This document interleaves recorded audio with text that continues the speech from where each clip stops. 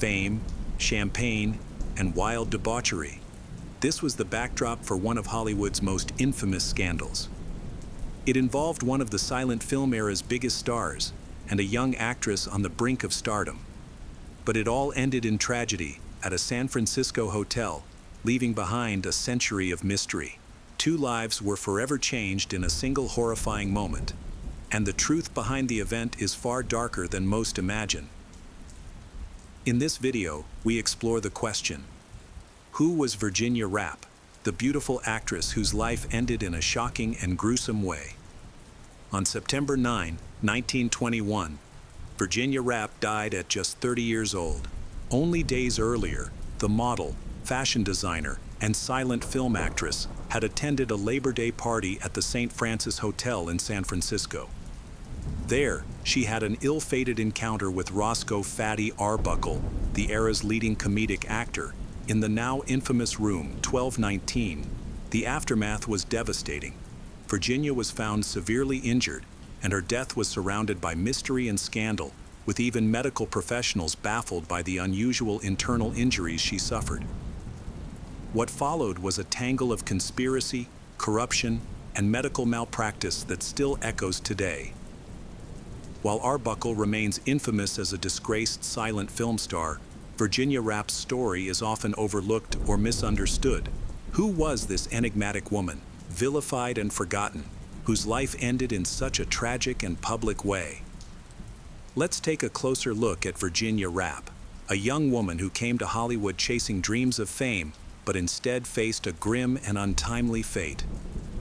Virginia Rappe was born on July 7, 1891 in Chicago, Illinois, to Mabel Rappe, a single mother who occasionally worked as a chorus girl and relied on her beauty to support herself. Virginia's early life was marked by hardship. When her mother died, leaving her orphaned at just 11 years old, Virginia was raised by her grandmother and aunt. Despite these challenges, she was ambitious and passionate about sports, dancing, and fashion. At 16, Virginia began her modeling career, adding an E to her last name to create the more sophisticated Rappe. Her striking beauty, with dark hair and sharp features, quickly caught attention. By the age of 18, she was already modeling for local artists and designers. As an adult, she moved to San Francisco, where she built a successful career in the burgeoning fashion industry. San Francisco's fashion scene was still in its infancy, but Virginia's talent and determination allowed her to thrive in this emerging field. She became a prominent figure in fashion shows across the United States and Europe, earning a solid income and gaining recognition for her promotional skills. Virginia embodied the spirit of the modern flapper, bold, stylish, and independent, paving the way for a new generation of women in a society still bound by restrictive norms. She made headlines alongside her friend Helen Patterson for their wild fashion choices. One report described them as a great display of pink pantalettes, reminiscent of the 5 zeros through the generous slits of their skirts. Virginia's interviews and stories frequently appeared in the press, offering advice to other ambitious young women. "Be original. Every girl can be that," she once said. In 1914, Virginia expanded her talents into designing clothes and hats, introducing pieces that were both themed and avant-garde. Among her designs were a tuxedo coat, a spiderweb hat with a transparent wide brim, a submarine hat ideal for driving, and a peace hat designed like dove wings. This hat was inspired by her pacifist views and talks of the U.S. entering World War I. Virginia was quoted saying, "The women of America want world peace. If we believe in peace, why wear military jackets and soldier caps?" This was quite a radical position at the time. Her belief that fashion should echo personal convictions was uncommon, to say the least. Newspapers hailed her as an artist, using clothes as her medium of expression. She was talented, and beginning to look like she was turning into a classic rags-to-riches story of the early part of the American century. But in reality, there were wolves lying in wait for Virginia. Privately, Virginia's life was filled with tumultuous romances and engagements. At first, she was engaged to sculptor John Sample, who abruptly ended their engagement. Then she got engaged to Argentine diplomat Alberto Dline, whom she later admitted was too old for her. This was followed by an engagement to Robert Moskowitz, a dress designer. Tragically, her relationship with Moskowitz ended when he died after being run down by a trolley car. By 1916, sensing a decline in her fashion career, Virginia decided to move to Hollywood to pursue acting. She landed a few minor roles before getting a significant part in Paradise Garden in 1917 alongside Harold Lockwood, where she played a so-called mild vamp. She also appeared in the anti-German film Over the Rhine, which was later somewhat cynically released in 1922 as The Isle of Love to leverage her posthumous infamy and Rudolph Valentino's fame. Virginia then appeared in several comedy shorts directed mostly by Henry Lehrman, one of the most prominent figures of the early silent era. Her relationship with Lehrman, which began around 1918, boosted her opportunity to play comedic roles. They kept their connection discreet and worked alongside stars like Lloyd Hamilton and Ford Sterling. Virginia was even named the best-dressed girl in pictures as she appeared in a dozen successful comedies directed by and sometimes co-starring Lehrman. This included a picture called Joey Loses His Sweetheart, which prominently starred Roscoe "Fatty" Arbuckle alongside Virginia. By 1919, Virginia was in a relationship with Lehrman, ensuring steady work in Hollywood. They planned to marry by 1920 and live together. It seemed her dream of stardom was being realized, and William Fox of 20th Century Fox fame was taken by her enough to offer her a contract and was said to be planning to give her the lead in a Fox feature named A Twilight Baby. However, by the following year, her relationship with Lehrman was deteriorating, and her list of former lovers had set people talking. By now, her reputation in Hollywood was less than favorable, to put it mildly. Known as a woman with loose morals within a community that was already pushing the boundaries of social acceptability. Rumors were rampant about her past, including several abortions by the age of 16 and giving up a baby for adoption. In late 1920, Virginia's personal life took another turn. She started seeing director Jack White, but when he moved to New York, Virginia found herself dealing with an unwanted pregnancy. Hoping to avoid the prying eyes and wagging tongues of Hollywood, her manager Al Semnacher suggested she get an abortion in San Francisco, where their secret would be safer. Since she needed to travel north and Al Semnacher had plans that weekend with a woman named Bambina Maud Delmont, he arranged for Virginia to join him on September 3rd. The exact reasons for their stay at the hotel remain unclear, but it seems Semnacher saw it as a chance for Virginia to potentially steer her career in a better direction amidst the personal and professional struggles she was facing. Alternatively, some speculate she was brought to entertain male guests at a secret Hollywood party under Delmont's guidance. The truth about why Virginia was there may never be fully known due to the conflicting accounts. What is known, however, is a series of events surrounding her ill-fated trip to San Francisco over Labor Day weekend in September 1921. That weekend, San Francisco attracted many visitors seeking a break, including Fatty Arbuckle, who was worn out from filming 3 movies over the summer. Arbuckle decided to head to San Francisco to relax, despite his producer, Adolf Zukor, urging him to stay in Hollywood for an exhibitors' convention. Arbuckle prioritized relaxation over work, much to Zukor's frustration. By this time, Arbuckle was at the peak of his career, having signed a lucrative contract in 1916 with the Kami Film Corporation as both an actor and director. However, Arbuckle's first brush with scandal had occurred in March 1917, following a studio banquet in Boston. Arbuckle claimed he retired early that evening, but the party continued at Cloverleaf Inn, a tavern and brothel. A passerby, outraged after peeking through a window, called the police. Rumors of an orgy quickly spread, with Arbuckle allegedly involved in wild behavior. The gossip was damaging enough to prompt a raid by the mayor, and Zukor intervened to cover up the story by paying a large sum to prevent it from going national. Fast forward to Labor Day 1921, Arbuckle, whose marriage had ended and who had just signed a $3 million contract with Paramount, drove to San Francisco with actor Lowell Sherman and director Fred Fishbach in his new Pierce Arrow. They checked into the St. Francis Hotel, reserving 3 suites on the 12th floor.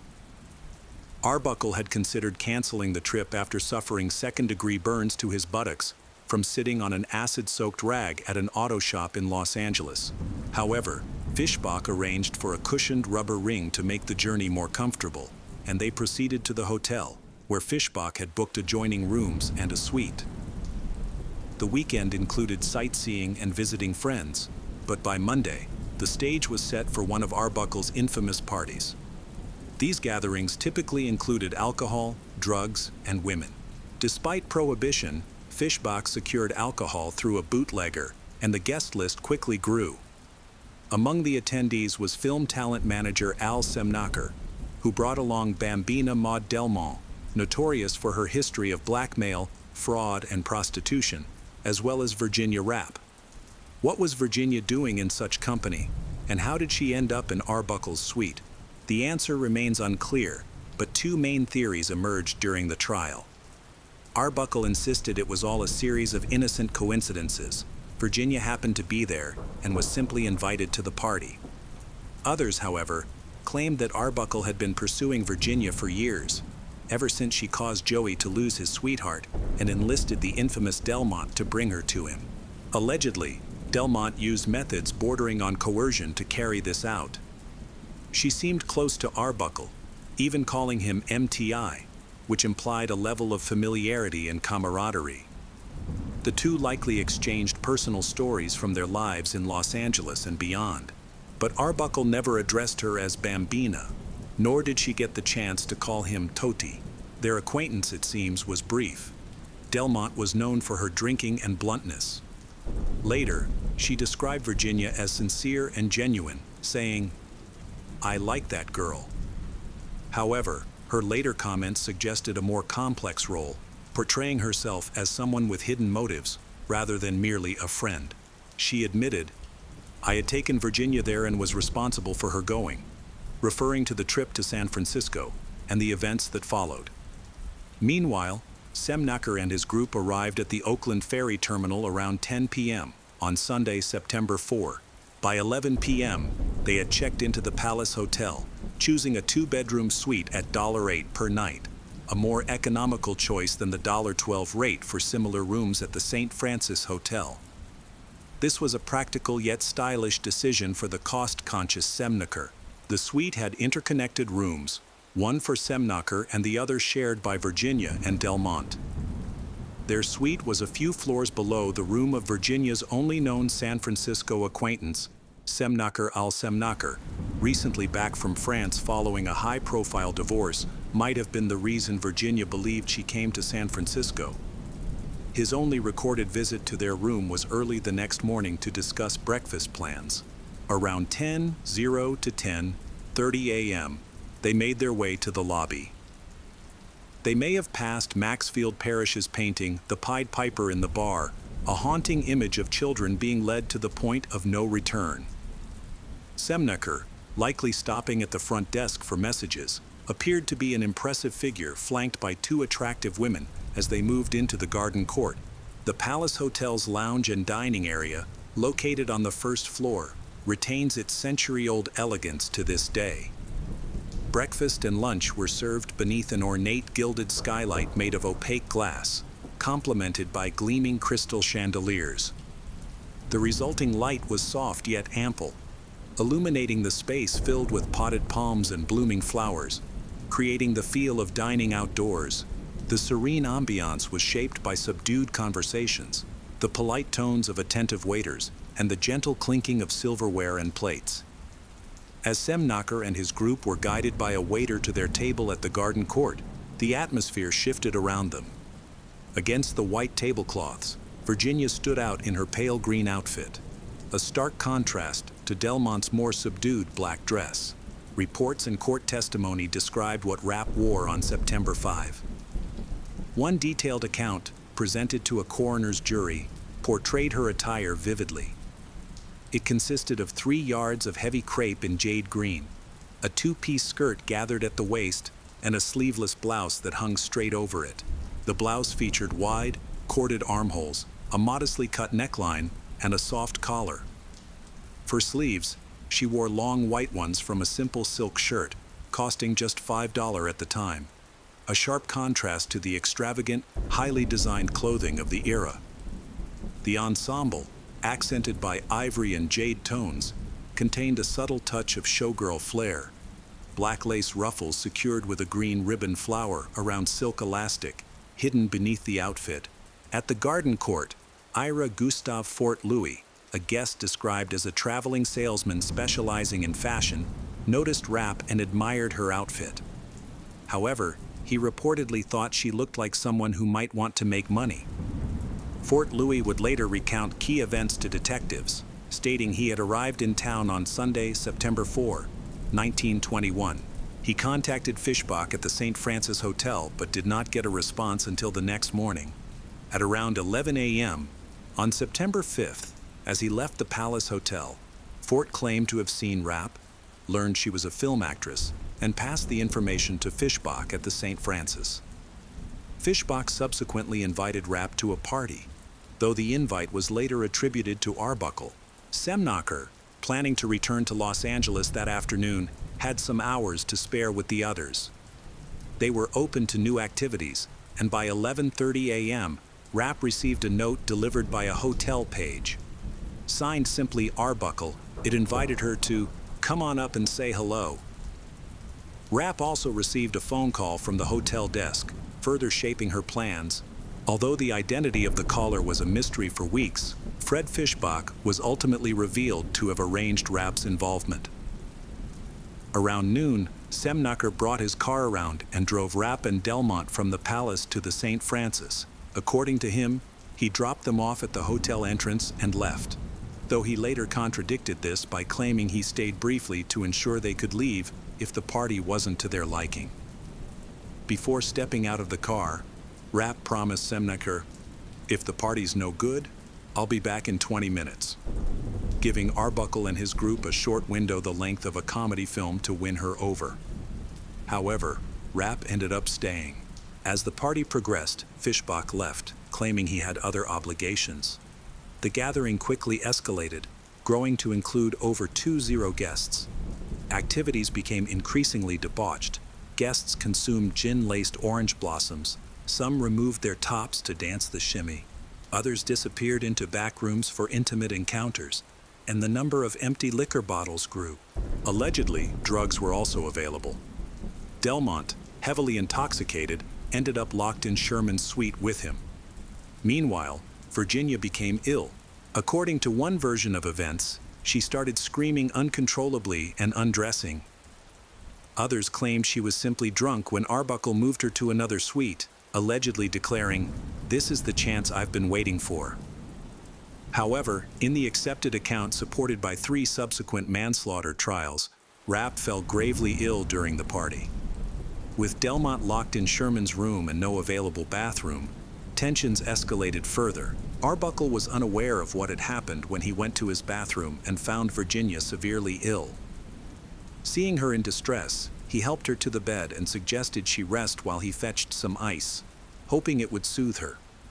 He tested her reaction to the cold by placing ice on her thigh to see if it would calm her hysteria. However, others later claimed he placed the ice in a more intimate area, alleging this might have caused her death due to a sharp object puncturing her bladder. Fischbach returned to the room just as Arbuckle was applying the ice. At this moment, Virginia reportedly cried out that she was dying, a statement overheard by several female guests. Delmont claimed that Virginia, nearly naked and writhing in pain, cried, "I'm dying. I'm dying. He hurt me." Alice Blake, a showgirl and colleague of Delmont, testified during the trial that Virginia's clothes were shredded beyond recognition, and the room appeared to be in complete disarray. Believing Virginia was hysterical, the group filled a bathtub with cold water to calm her. Virginia briefly became alert and accused Arbuckle, telling him to stay away and questioning Delmont about what had been done to her. After being placed in the cold bath, Virginia seemed to settle down temporarily. She was then moved to her own room, room 1227, with Arbuckle covering the cost. The hotel doctor later assessed Virginia and concluded she was simply drunk. Despite the commotion, the party continued. Arbuckle briefly left the hotel to arrange for his car's return to Los Angeles, planning to travel back by boat. When he returned, he found another doctor treating Virginia with morphine. The doctors reassured Arbuckle that she would recover. Meanwhile, Delmont was telling law enforcement a different story. She claimed Arbuckle appeared dressed in pajamas and wearing Virginia's hat at a jaunty angle, allegedly saying, "Go in and get her dressed and take her to the palace. She makes too much noise." Delmont also claimed Arbuckle threatened to throw Virginia out the window when she kept screaming. Arbuckle, however, seemed unaware of the damaging narrative Delmont was spreading. On September 6th, the day after the incident, Arbuckle settled the hotel bill for himself and his group. Virginia was attended by 3 doctors: Dr. Olaf Carbo, Dr. Arthur Beardsley, the hotel doctor, and Dr. Melville Ramwell, who was an acquaintance of Delmont. They administered morphine regularly to manage her pain, which was a common practice at the time. Dr. Beardsley also performed a catheterization on Virginia after one of the morphine doses. Additionally, 3 nurses, Jean Jameson, Vera Cumberland, and Martha Hamilton, cared for her, providing treatments such as hot compresses, enemas, and other interventions. Initially, it was believed that Virginia's condition was due to excessive alcohol consumption and possibly a kidney infection. Dr. Ramwell later stated that Virginia had been unconscious in room 1219 and woke up in severe pain with no memory of the events. Nurse Jameson testified that Virginia believed her condition was caused by intimate relations with her partner and repeatedly expressed concern about what could have been broken inside of me. Jameson also noted that Virginia had been experiencing abdominal pain for 6 weeks and was anxious to keep the details of the party from reaching Lehrman, her partner. Nurse Cumberland reported that Virginia admitted her encounter with Arbuckle was inappropriate, but did not clarify whether it was consensual. Virginia also expressed worry about Lehrman finding out. While she didn't explicitly blame Arbuckle for her condition, she seemed to expect him to cover her hospital expenses. On September 8, 1921, Dr. Ramwell noticed a severe decline in Virginia's health, marked by increased abdominal pain and swelling. He arranged for her to be transferred to Dr. W. Francis Wakefield's private sanitarium, where he had privileges. At the sanitarium, Virginia was treated with a Murphy drip and given morphine. However, her condition deteriorated by evening, and it was determined she would not survive surgery. Virginia passed away on September 9, 1921, just 1 day before the first anniversary of the sensational death of Olive Thomas in a Paris hotel. Later that day, an unauthorized autopsy was conducted by Dr. William O'Fulls, with assistance from Dr. Ramwell and a nurse. The autopsy revealed no evidence of sexual assault, but noted bruising on Virginia's arms and thighs. Upon inspecting her internal organs, the team found a tear in her bladder and damage to the bladder wall. Her organs were placed in specimen jars. Dr. O'Fulls described the bladder injury as a clean rupture. This evidence was nearly destroyed when San Francisco Deputy Coroner Michael Brown received a strange call from the hospital. Acting on it, he rushed over and caught an orderly trying to dispose of the jars in the hospital incinerator. Brown saved the specimens, and an examination confirmed Virginia's cause of death was a ruptured bladder leading to peritonitis. This apparent cover-up, allegedly instigated by Zukor, led to a police investigation. The media sensationalized the story with exaggerated headlines such as "Fatty Arbuckle Sought in Orgy Death." Newspapers published outlandish claims supplied by Maud Delmont, painting Arbuckle as a monstrous figure responsible for Virginia's tragic death.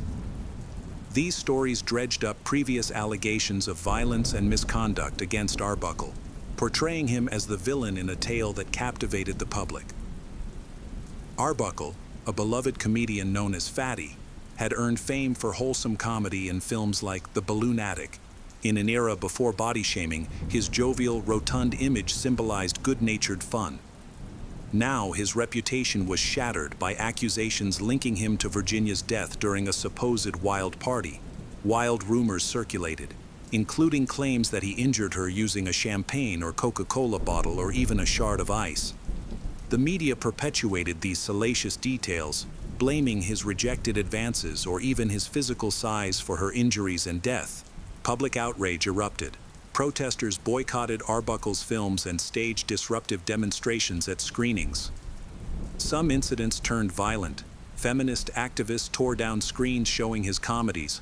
Cowhands in Thermopolis, Wyoming, shot at the screen during a showing, and others hurled eggs and bottles at his image. The scandal became a tabloid goldmine. Hearst newspapers led the frenzy, boasting record sales and sensational headlines. They even likened the public's interest in Arbuckle's scandal to the emotional fervor surrounding the sinking of the Lusitania, which had spurred U.S. involvement in World War I, ironically, a cause Virginia had vehemently opposed as a pacifist. In an editorial cartoon titled "They Walked Into His Parlor," published in the San Francisco Examiner, Roscoe Arbuckle was depicted trapped in a giant spiderweb, holding 2 liquor bottles, with 7 women caught around him. The public backlash was immediate and severe. Will Hayes ensured Arbuckle's films were removed from theaters, and Paramount suspended him under the morals clause of his contract. Arbuckle turned himself in to the authorities and spent 3 weeks in custody. A mugshot showed him looking despondent, a stark contrast to the cheerful persona that had endeared him to audiences. As rumors spread, Arbuckle remained silent while his legal team proclaimed his innocence, urging the public to wait for all the evidence before forming opinions. However, it became clear that Arbuckle needed to share his version of events, which sharply contradicted the account given by Maud Delmont.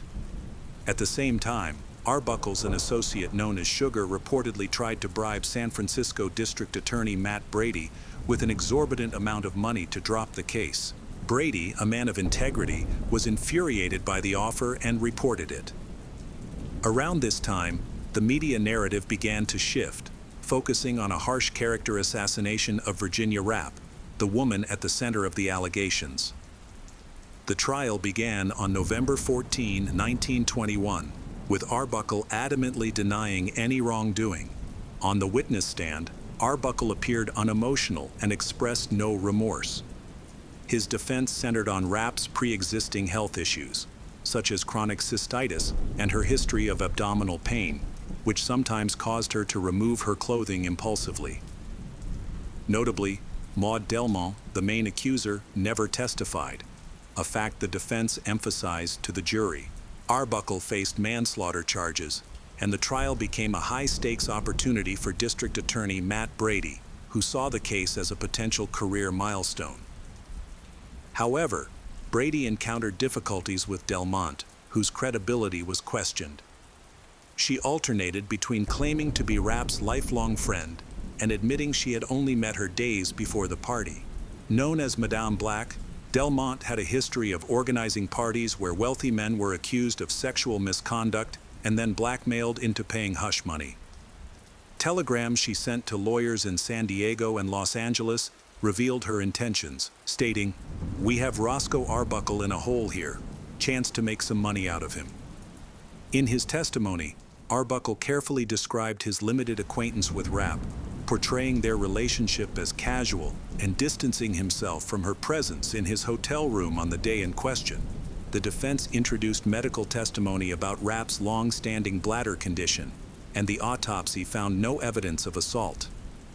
Arbuckle refrained from tarnishing Rappe's reputation further, even withholding potentially damaging witness accounts. The doctor who initially treated Rappe dismissed the idea of an assault, though this point was heavily contested. The jury in Arbuckle's first trial leaned toward acquittal with a 10-2 vote. However, 2 subsequent trials ended in deadlocks. Finally, during the third trial, Arbuckle was fully acquitted. In an unusual gesture, the jury issued a formal apology, stating, "An acquittal is not enough for Roscoe Arbuckle. We feel a grave injustice has been done to him, and there was not the slightest proof to connect him in any way with the commission of any crime. In the aftermath of the scandal, the film industry, desperate to restore its reputation, hired Will Hayes as a full-time censor. Although Hayes eventually lifted the ban on Roscoe "Fatty" Arbuckle following his acquittal, the damage to Arbuckle's career and personal life was permanent. His close friend Buster Keaton stood by him throughout the ordeal and suggested that Arbuckle work under the pseudonym William Goodrich, informally known as Will B. Good. Using this alias, Arbuckle directed films in secret. Despite his efforts, he longed to return to acting, but the scandal haunted him. On the streets, people would mock him by whistling the popular song, "I'm Coming, Virginia." He struggled with financial difficulties and alcoholism. When Arbuckle died in 1933 at the age of 46, the stigma of the scandal still lingered. Virginia Rapp's ex-boyfriend, Henry Lehrman, remained bitter and expressed his disdain for Arbuckle, saying, "Virginia had the most remarkable determination. She would rise from the dead to defend her dignity. As for Arbuckle, this is what happens when you take vulgar people from the gutter, give them enormous salaries, and turn them into idols. Some people only find pleasure in beastly ways." Shortly before his death, a strange anecdote surfaced involving Arbuckle. He was pulled over by a traffic cop in Hollywood for driving erratically while drunk. Before being arrested, Arbuckle tossed a whiskey bottle out of the car window and joked, "There goes the evidence," laughing as he did so. The remark seemed to echo the infamous incident 12 years earlier, when a bottle of evidence was allegedly thrown from the window of room 1219. The mystery surrounding Virginia Rapp's sudden illness and death has sparked endless speculation over the years. Theories range from pre-existing health issues to the controversial ice theory. Some claimed the 225-pound Arbuckle crushed her to death, while others suggested a heroin overdose and speculated that the ice Arbuckle allegedly used was a known emergency treatment for opium overdoses. Another theory points to complications from dangerous and illegal abortions, which may have left Rapp with lasting internal injuries. It's also possible a catheter inserted by doctors caused her bladder to rupture. Whatever the truth, both Rapp's and Arbuckle's legacies were deeply tarnished by the scandal. There is no doubt that Virginia Rapp died a horrific and tragic death, and her dark, scandalous end cast a long shadow over Hollywood, one that persists to this day. Despite the efforts of moral enforcers like Will Hayes, rumors suggest that Rapp's spirit remains restless. At Hollywood Forever Cemetery, where she is buried, visitors have reported hearing a young woman weeping or crying out in pain near her simple grave. Rapp was a young woman from a difficult background, chasing the dream of Hollywood's glamour, freedom, and success. Tragically, her encounter with one of the industry's biggest stars led to a series of events that ended in pain, fear, and death. Welcome to our channel. Today we will learn about the life of GINA LOLLOBRIGIDA, a famous Italian actress, model, and photojournalist.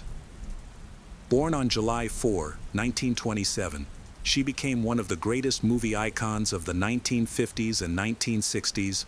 As a child, GINA was fascinated by cinema and often sneaked into movie theaters to watch films.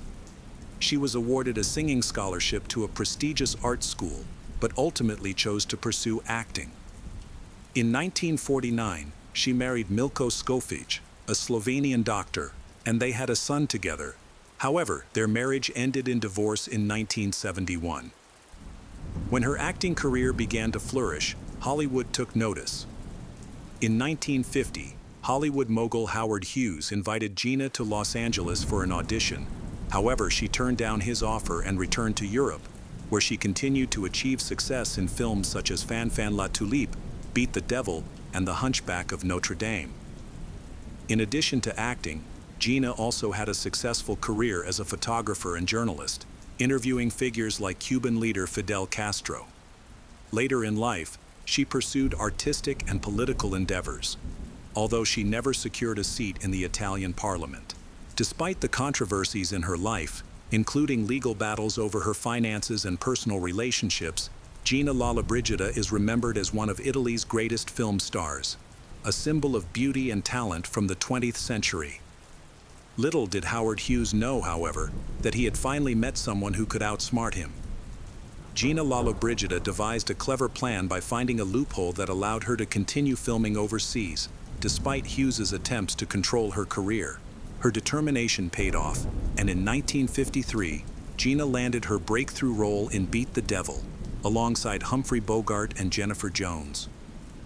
Although GINA was never nominated for Best Actress for Fantasia, a film in which she did not appear, her growing fame was undeniable.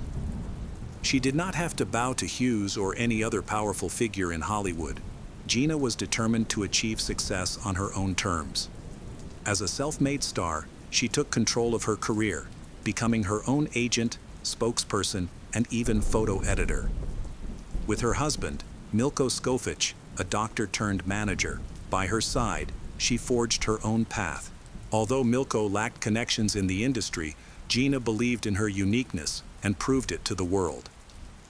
The satirical plot of the Italian film The Lady Without Camellias focuses on a talentless girl who becomes famous solely because of GINA's looks, in a role that greatly upset GINA, who had long been criticized for being just pretty.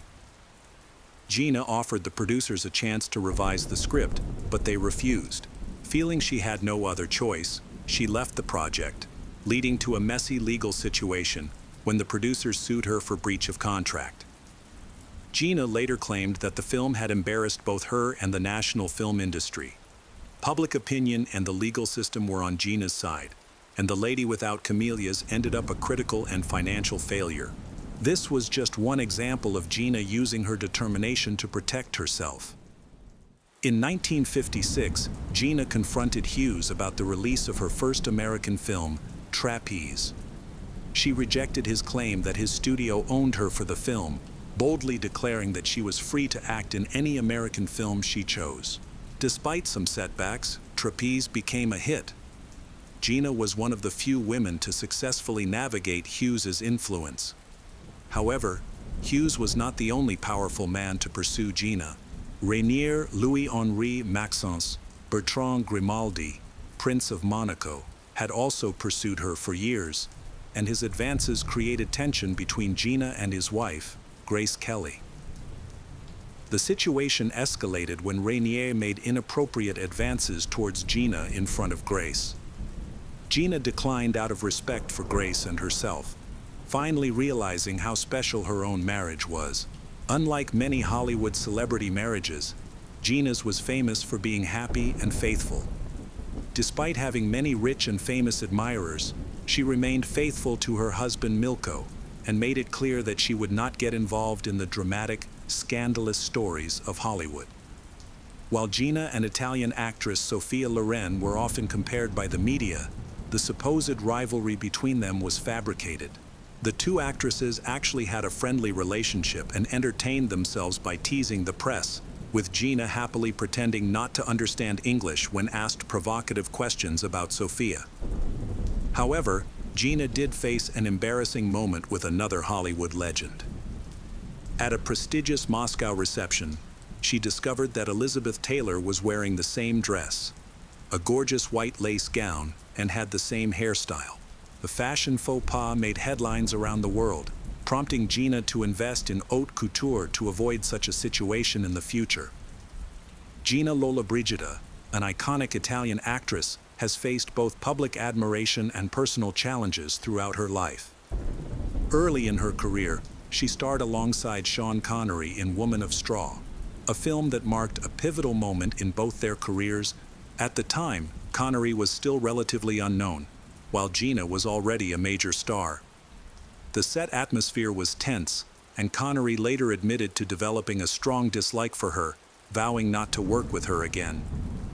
However, GINA had a different perspective, stating that she would happily work with Connery again, even without reading the script. GINA was an enduring figure in Italian cinema, and often represented Italy in international contexts, even acting as a cultural ambassador during visits by foreign dignitaries. Beyond her beauty, she showcased immense talent, earning a reputation as a significant figure in both Italian and international film. Despite her public success, Gina's personal life was marked by turmoil. Her marriage, which was on the rocks for years, eventually ended in a legal separation after Italy legalized divorce in 1971. Although infidelity was not the core issue, their different lifestyles and demanding schedules led to their incompatibility. This personal crisis coincided with a decline in her acting career, but Gina didn't retreat into nostalgia. Instead, she discovered a new passion as a photojournalist, using her celebrity status and connections to secure high-profile opportunities.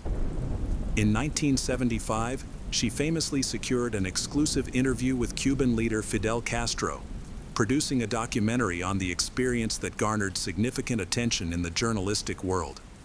Despite this success, Gina faced skepticism about how she had managed to gain such an extraordinary opportunity, with critics suggesting less than flattering theories about her methods. Gina's romantic life was just as complex as her professional one. She often struggled to find lasting love, lamenting that important men were more interested in being the center of attention than living in her shadow. In 2006, she shocked the public by announcing her engagement to Javier Rigo y Rafols, a man 34 years younger than her. The couple claimed they had met at a party in Monaco in 1984 and had been secretly dating ever since. However, just 2 months after the announcement, their relationship fell apart. Gina ended the engagement, explaining to the media that the constant media scrutiny had taken its toll on Javier, who had been tormented by lies and slander. In 2013, a new revelation shocked the public. Gina discovered a marriage certificate indicating that she and Javier had married in 2010. Furious and confused, she began investigating and uncovered that Javier had arranged the marriage without her consent. He had used a surrogate and pressured Gina to sign the marriage documents by proxy to avoid media attention. Gina accused him of infidelity and subsequently sued him. The legal battle revealed more shocking details, including Gina's claim that they had never shared a room or slept together while traveling, a claim that Javier has denied. Gina Lollobrigida's life has been a tapestry of extraordinary highs and shocking revelations, demonstrating her resilience in the face of personal and professional challenges. The legal battle surrounding Gina Lollobrigida became highly complex. In 2017, a Spanish court declared her marriage by proxy to Javier Rigo, a Spanish businessman, valid. After several appeals, the court eventually found Javier guilty of forgery. Despite this tumultuous relationship, Gina continued to engage in her personal life.